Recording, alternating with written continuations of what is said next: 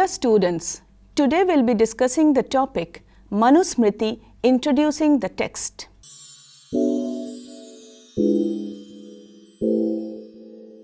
We have already learnt the literary sources of ancient Indian political thought, which comprises the Vedas, the Smriti literature, the Shruti literature, Arthashastra, epics, and other texts. Manusmriti is one of the major literary sources of ancient Indian political thought. Now, why is Manusmriti such an important text for understanding ancient Indian society, polity, and statecraft? The objective for today's discussion is to give you an idea about the text. What are the contents of the text? What does the text say about the origin of state and society? The rationale for the caste system, the principles of social organization, principles of government, and very, very importantly, the legal tenets outlined in the Manusmriti, which is an important part of legal jurisprudence. Now, for the convenience of our understanding, I have divided the discussion into three major sections. Section 1 will speak about Manusmriti, the date of composition. The second section would give you a glimpse of the text, and finally we would move on to the chapter-wise contents of the text. Now, let us try to understand why Manusmriti is such an important text. Now, the Dharma Shastra literature comprises an important part of Hindu political thought. Within the Dharma Shastra tradition, we have the Manusmriti, the Yajnavalkya Smriti, the Narad Smriti. Out of these texts, the Manusmriti is the most common, popular, and a significant text to understand ancient Indian ideas. The codes contained in the Manusmriti expand and systematize the social and religious organization of society, the orthodox Brahmanical system, and how the text can be a guide to social and political living. Manusmriti is also called the Manav Dharma Shastra. It presents as a document a guide to societal well-being, national prosperity, and a conduct for good living. Now, when was this text composed? Manusmriti is said to be the oldest and most popular and the most authoritative text on Hindu law. Legend has it that Manu was considered to be the first legislator who laid down the form of social life and practices. Sir William Jones, for the first time, translated the Manusmriti from Sanskrit to English. Later on, it was translated to many other foreign languages. Sir William Jones assigned the Manusmriti to a time period of 1250 BCE. Manusmriti is also considered to be framed sometimes during the 5th century BC. Some scholars have estimated the Manusmriti to be somewhere between 200 BCE and 200 CE. Nevertheless, although the date of composition has been disputed, the origin of Manusmriti is attributed to Brahma, the creator of the universe, who passed it to the first human, Manu. Mythologically, Manu is also supposed to be the first teacher of mankind, who revealed the knowledge of society, polity, and the universe to Maharshi Bhrigu. Maharshi Bhrigu was one of the 7 sages entrusted at the beginning of the cosmic order with the task of preservation of right in the universe. Legend has it that Shiva and Parvati were asked to set the process of the universe in motion. The Saptarshi were entrusted with the task of maintaining dharma in the world. Let us understand the text at a glance. The text comprises of 2685 verses, 2685 verses divided into 12 chapters. Chapter 1 comprises of the process of creation of the universe. Chapters 2 to 6 discuss the various duties, responsibilities of the 4 varnas, the 4 ashrams of a man's life. Chapter 7 speaks about Raj Dharma, duties and responsibilities of the king and the art of warfare. Chapter 8 comprises of civil and criminal law. Chapters 9 and 10 deal with property, marriage, division of property, inheritance, and likewise. Chapter 11 deals with the various kinds of penance to get rid of the evil consequences of this present life. The last chapter, chapter 12, deals with the concept of karma, life after birth, and how the merits of and demerits of the present life also influences the next life. This is a snapshot of the Manusmriti. Let us now move on to a chapter-wise analysis of the text to give you an understanding of why this text is considered to be a manual of statecraft and jurisprudence.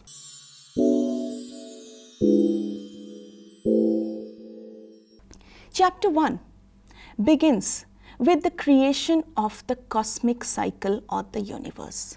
The chapter begins with the 10 great sages appealing to Manu to pronounce the sacred law to them, and how Manu fulfilled their wishes by asking the learned sage Bhrigu, who had been carefully taught the metrical tenets of the sacred law. He was asked to deliver Manu's teachings. Now, how was the universe created? It is said that before the formation of the universe, everything was in a state of darkness, destitute. Everything was unattainable, unknowable. Everything was immersed as if the universe was in deep sleep. Then the divine self-existent Brahma put forth the great elements together and created the world, the universe, out of darkness. After the universe was set in motion, then came the creation of water, which was a result of the divine powers of God, and subsequently creation of such energy from which the earth took shape and birth. After this, the gods, the yakshas, the gandharvas, and the humans took birth.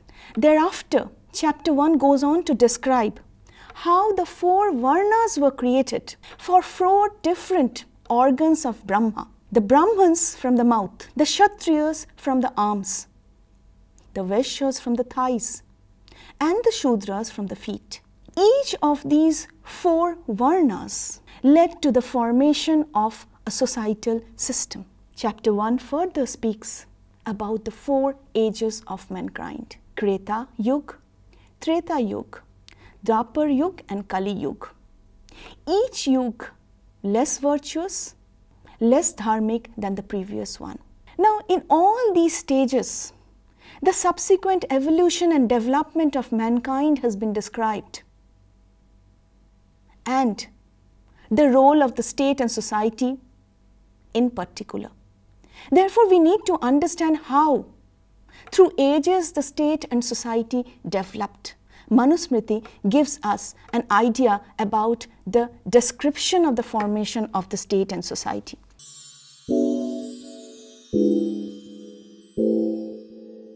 Chapter 2 speaks about the importance of performing ceremonies. Why are rituals and ceremonies so important in a man's life? How do they aid societal system, and how do they aid statecraft? Manu said that the entire system of society was regulated by dharma. There were 4 major sources of dharma, Vedas, virtuous conduct of men, customs and conscience of a man. This formed the basis of man's life and society. The performance of ceremonies was important right from impregnation, the Garbhadhana ceremony, to the end of life, the funeral, the Antyeshti Kriya. Each and every ceremony has a significant role to play in societal organization, and a properly developed society would lead to a developed and organized statecraft. That is what has been emphasized again and again in the Manusmriti. Holy rites prescribed in the Vedas, and the performance of the holy rites purifies the body, mind and soul, and that is the reason why ceremonies are so important in a man's life. Let us quickly go through a brief understanding of the ceremonies, the importance and significance of these ceremonies. Before the navel string is cut, the Gata Karma, the birth rite, the first significant ceremony with the birth of a child. It is performed for a male child, and it must be done by invoking gods. The first birth and the child, there should be recitation of Vedic hymns, and he should be fed with gold, honey and butter. The next one, Namadhaya ceremony or the naming ceremony, which should be done on an auspicious day of the lunar calendar, which was considered to be very significant in a person's life. What is very interesting is the naming procedure. There were certain significant prescriptions given as to how a person should be named. Let the first part of a Brahman's name signify something auspicious. The first part of a Kshatriya's name should signify power. The first part of a Vaishya's name should signify wealth. And the first part of a Shudra's name should imply something contemptible.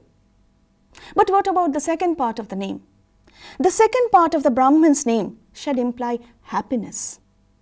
The second part of the Kshatriya's name should imply protection.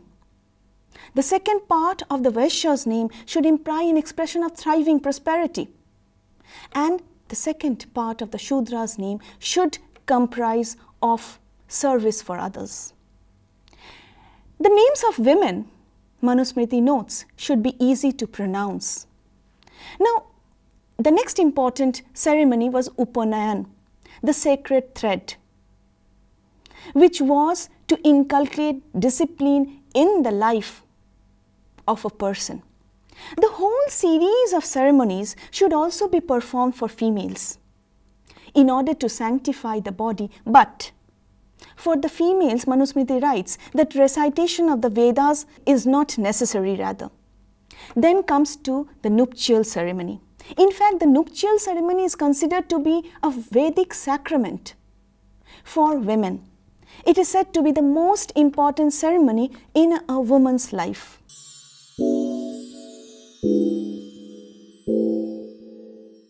The third chapter focuses on the duty of marriage and the duties of a householder. The third chapter focuses on how a person enters the second stage of his life after completion of brahmacharya. In this stage, he is supposed to get married to a girl and fulfill the roles and responsibilities of a grihastha. He should perform the duties which is ideal for a householder. He is supposed to nurture the livelihood of the family, the members, give donation to others according to one's capacity. It is also the duty of the householder to maintain harmonious relationship with others. The great sages uphold that a householder should perform 5 sacrifices which should be a part of his daily living. Teaching or studies is the sacrifice offered to Brahman. The offering of water and food called tarpan is an offering to the mains. The burnt oblation is a sacrifice to the gods. The bali is an offering to the bhutas. And finally, hospitality to the guests is another duty of the Grihastha.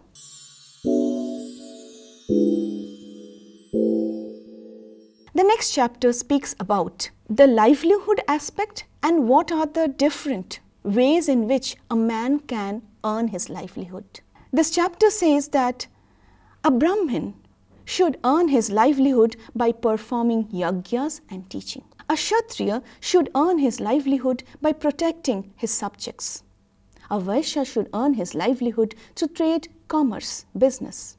A Shudra should earn his livelihood by remaining in the service of others. But under no circumstances one should take recourse to untruthfulness, deceit and unethical means in order to pursue one's own livelihood.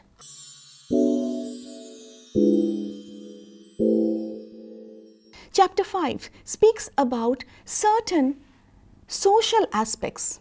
What are the things that a Brahmin should have and not have, edible and non-edible things? What contributes to cleanliness and purity? It is said that for the Brahmins, properly cooked meals, for example, rice cooked in milk is worth eating. Even if these things have become stale, even then a Brahmin can have it with pure ghee. Things made of barley, wheat, condensed milk may be consumed for many days. Now, what is the importance for this? It is very important that what we consume is necessary for the purity of our body, spirit and mind. It's what we eat what makes ourselves. That is the reason why Manu gave so much of importance to the small areas of daily living. If death occurs within a family, there are certain rituals, purification to be done. A Brahmin gets purified in 10 days, a Kshatriya in 12 days, a Vaishya in 15 days and the Ashudra gets purified within a month.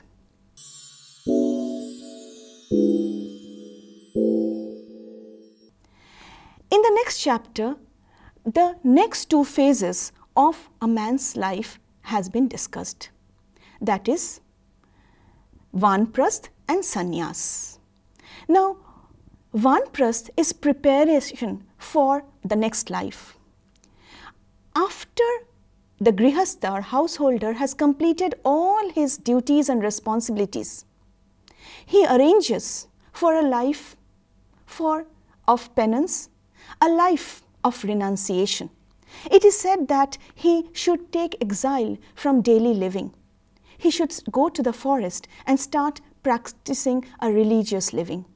It is also necessary for the Vanprasth to organize yagyas 5 times a day, in which he donates cereals, vegetables, fruits. And it's also important to know that these should be grown by the man himself. He should also recite Vedas and have a merciful view towards all creatures. Vanprastha phase is actually a preparatory stage for a person to enter the last stage in his life, that is sannyas. In sannyas, the person has to practice total renunciation.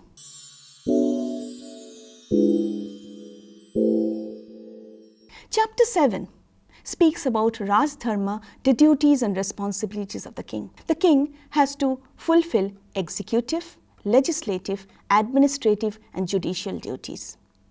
He also has to discharge welfare functions for everyone. Duties and responsibilities are not only for the king. It is said that there should be a complementary relationship between the king and his subjects. Subjects should also dutifully obey the dictates of the king. It is said that if the people are happy, then the state would be a prosperous one. And hence, Rajdharma should be discharged with faith, morality and justice. The basis of Rajdharma is dharma. The state should be a dharmic state.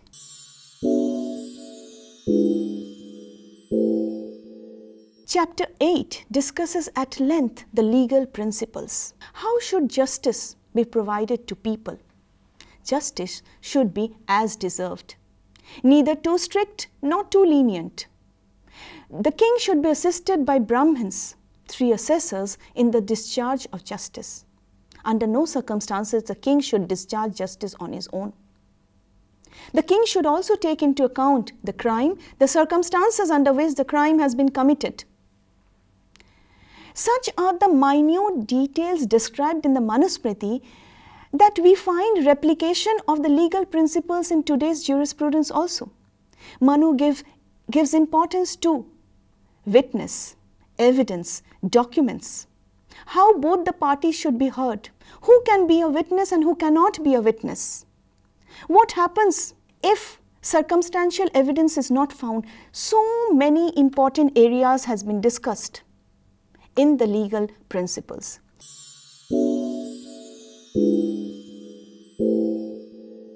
Chapter 9 speaks about the duties of a man and woman.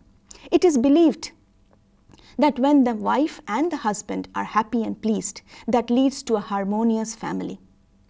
A woman is said to be a replica of honor.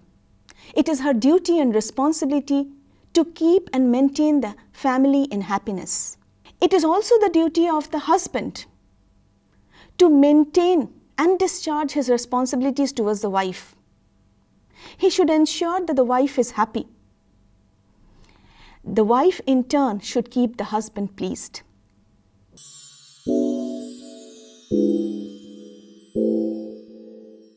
Chapter 10 speaks about the duties in emergencies. Manusmriti liberally allows a person to morally relax the rules of daily life in case of an emergency to save his life. It is said that if a Brahmin is unable to earn his livelihood, then he can take up the livelihood of a Kshatriya. If he is unable to earn his livelihood through the means of Kshatriya living, he can take up the livelihood of a Vaishya. However, if a Kshatriya is unable to earn his livelihood during normal times, if there is an emergency, he can take up the occupation of a Vaishya. If a Vaishya is unable to carry out his living, he can take up the profession of a Shudra during times of crisis. Now, these are not normal times, and during an emergency, such exceptions can be allowed. A Shudra may take up various forms of craftsmanship during emergencies in order to support himself and his family. But in no cases, the people of a particular class should be tempted to follow the profession of another class during normal times.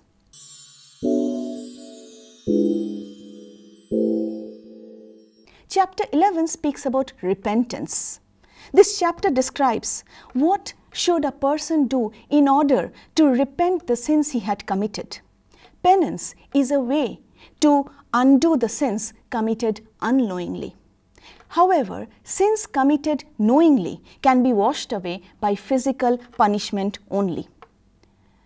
Manu also says that forgetting the Vedas is a sin, is a penance. Slaying a friend, eating forbidden food, these are various forms of transgressing ordinary living, and therefore a person should try to observe various forms of penance in order to get rid of the evil consequences of this life.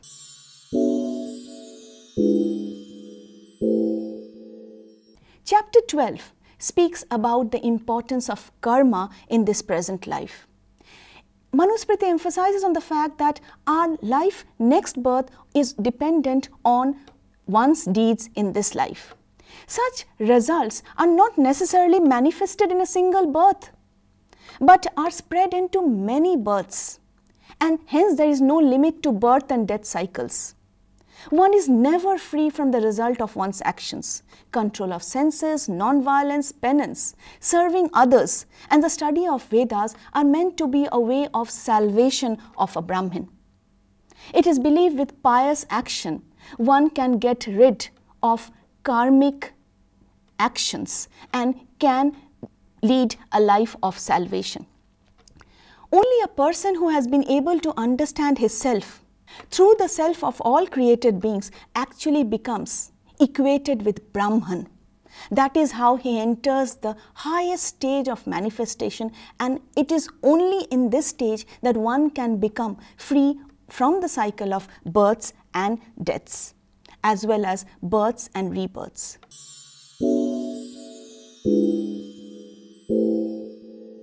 Now, what have we understood from these 12 chapters? In these 12 chapters, Manu has systematically depicted the various aspects of social living, political living, as well as how important it is for man to go through various ceremonies, because it is these ceremonies which make a man disciplined. Manusmriti outlines a code of conduct for people belonging to different varnas. In fact, Manu has analyzed in great detail social life and administration. Summing up, students, Manusmriti is a part of the Dharma Shastra tradition. We have learned that it comprises of 2685 verses divided into 12 chapters. Each of these chapters speak on a specific area of social life, political life, and how legal principles can be enunciated. Ultimately, the Manusmriti is a text which focuses on a code of conduct for all, and this is essential for a regulated state and society. Thank you.